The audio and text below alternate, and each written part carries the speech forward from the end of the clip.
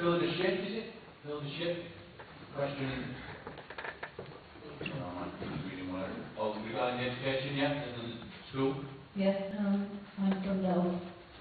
Geoffrey Dickens, when he was the Conservative MP for Liverpool and Saddleworth, fought hard to get a new primary school for Dover Cross. The plan for a new secondary school for Saddleworth has been abandoned by the government. What would the candidates do to get the decision changed? Actually, will you go straight back in, please? Yes. This is the Business Schools for Future programme, which Labour had promised a new school, and the Tories and the Lib Dems came in power and said it wasn't going to happen. That's because of the schools that had been promised, no money had been set aside for those schools. In fact, of the 200 schools that have been named, only 48 had funding and had been started. So the whole programme was one which wasn't viable. It was bureaucratic, it was wasteful. In one incident, for example, £1 million had been spent on consultants' fees without a brick being laid. So the current economic climate led a scaling back of that programme and it to be abandoned, and not all the schools that had been promised could be delivered. Are you going to fight for Southern School? Yeah, absolutely. In future, particularly as the economy recovers, I think there's a need, and when we can afford it, we should deliver it. Will there be a Southern School with you? I've already had Sarah Tennant, the Minister, who's in charge of children, up to talk to the Southern School management to talk about this. And what she said was that the Labour government went on a shopping trolley dash in the last year of its power, and that they promised twice as much as was coming. In other words, they talked about promising schools, and they only had half the money that there was possible to do. If you had a Labour government now, it would be put back as well. Of course, we're going to work with Southern School. Unfortunately, it's one of those schools where the maintenance of the school is an old building. It needs about £1 million worth of electrical work done almost immediately. This is something which costs a lot more to maintain than a new school. And of course, our campaign to have a new school. But what we come back to is the false promises that were done under Labour last year that were simply not tenable and not feasible, and there were simple lies and distortions of promises in these countries. Jackie, obviously you're disappointed that BSF has picked this up.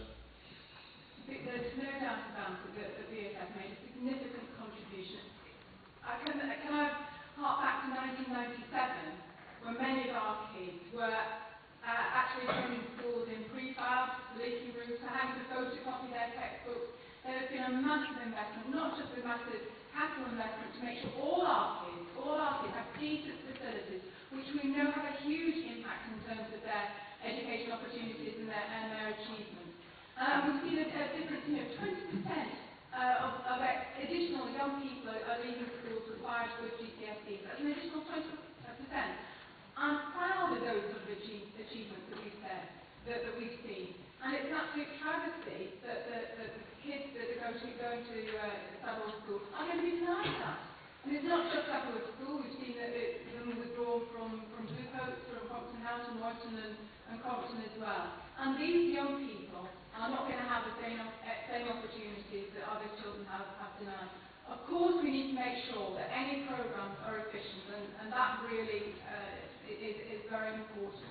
But at the end of the day, these are opportunities in terms of the facilities for our young people that are being denied by this government, by the cuts that they're introducing, which are ideological and nothing else.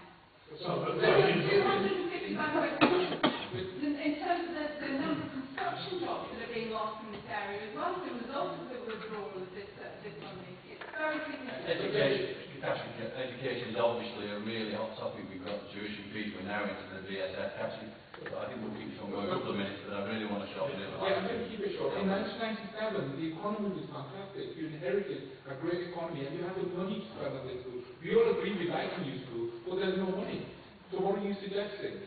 I'm suggesting that we wouldn't withdraw that. We know in terms of the additional investment in stimulus in the local economy, as well as the opportunities for young people, that these are going to be denied from our young people. Now we've got hold of the books, now we've got hold of the contracts, we know that Labour ministers last year promised new schools when they needed them to deliver them. It was simply a confident election. And the fact that you're not able to answer that frankly, is a disgrace. There never was the money for Saddleworth School, and the Labour Party know it. Okay. It's an interesting move on with the next question, and I couldn't resist picking it up because who'd asked it, especially as a politician himself, or has been as a former mayor. But Riaz Ahmed, would you ask me answer your question, please. It might cost. Yes, neutral question. A neutral question, is it? Right, go on. I think considering that politicians do not have a good reputation in the public, if elected, I'll repeat the question. Considering that politicians do not enjoy a good reputation in the public, if elected, what would you do to enhance the reputation of the politicians? I think politicians at the moment probably sit just somewhere under a journalist. Which is useful because we're normally right down at the bottom. It's nice to be somewhere a bit higher up. We're nearly out of the relegation zone. A couple of other people can play along. Number one, sorry, Debbie, I'll just put you back into back if you don't mind. Well, I wouldn't break any of our promises. I think that's a Johnson's point.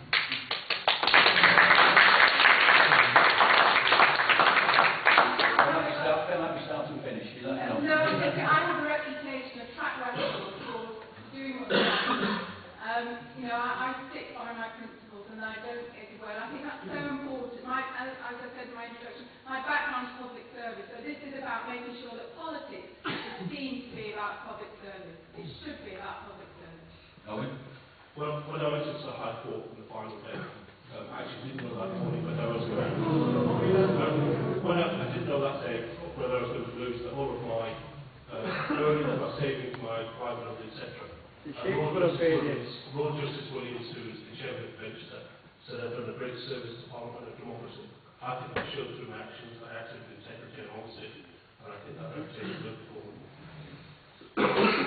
Actually, one or two people there in West Country with reputation doing tatters, will you I think it's more than one or two. I think generically on the doorstep people have said you're overstaying and you're a terrible bunch and you will lie and so on. And it's not a party political thing.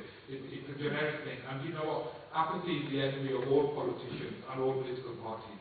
And we've got to take it seriously. And I'm not going to make it a party political thing. We're all agreed on publishing our expenses and more accountability. But this election provides an opportunity with a clean politics day, which says during this election we'll run a clean, honest fight, keep it all positive, none of the negative attacks. And that's the first thing I did to launch my campaign, and the first thing I mentioned when I spoke to you today. And I think it's measures like that which will slowly return our confidence to Actually, that's not something you actually put into practice.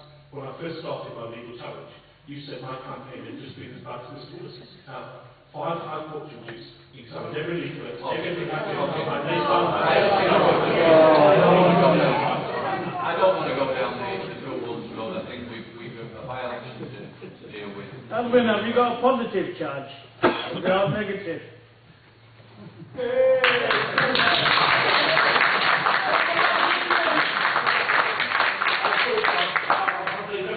In every one of my leaflets I've talked about local issues. Then one of my leaflets I addressed the situation locally. I've got commitments to talk about. If you look at the other parties and judge them, you make your own choices. And use the local issues effectively. A fair play fight. Okay. It is what we were talking about politicians being their local or national and cleaning up. And could I ask David Whittaker? David, he had a question regarding local government, which I think it would just fit in here as long as it's on brief answers. When you get elected government now, how is it that you have in local government now, it's all different? You've got different MPs.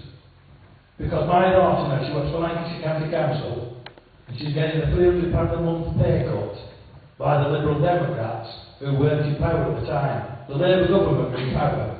Yet the local council has said that they've had these pay cuts. Why? Shortly, David, are we looking at a strata of government that you could lose and just be run from the top? Is that what you're saying? Yeah. Would you save a lot of money by doing away with some of those local councillors? Is 60 too many in Oldham? No, so... I'm just talking Oldham now. Sorry, I'm just keeping my school book up to date. If I don't do that, I'm not being very fair. Actually, could you take that first? Yeah, I think 60 are too many, and they cost too much as well. And a few months ago, I sent an online petition, www.councillorsalamsey.com, and suggested we put their allowances by 20%. Neither of the parties supported that. Is 60 too many in Oldham? No, I don't think it is. I mean, if you that's what councillors should be involved in, that they have to do. I think that's absolutely right. You need to make sure that councillors are accountable. So you certainly don't think no? No. Alan? Well, you have 20 parish councillors in Saddler, and not one of them gets paid fee. So that's the start of it. Secondly, in terms of borough councillors, you have good and bad. The ones I've met, and know, from whichever party they're from, work very hard indeed, and I think serve their communities very well. But if you have a local councillor that you don't believe in... I have not a question. Can I just tell you a question? The question is now, the Liberal Democrats, who were not in power, weren't in power at the time, give my daughter a £300 a month vehicle. The Liberal Democrats did not run the country. The Labour government did it. How can the Liberal Democrats do it when they're not in power? They're just local government. To be fair, they've got to deliver what they're told in the figures. Well, they're not in power. We'll move on.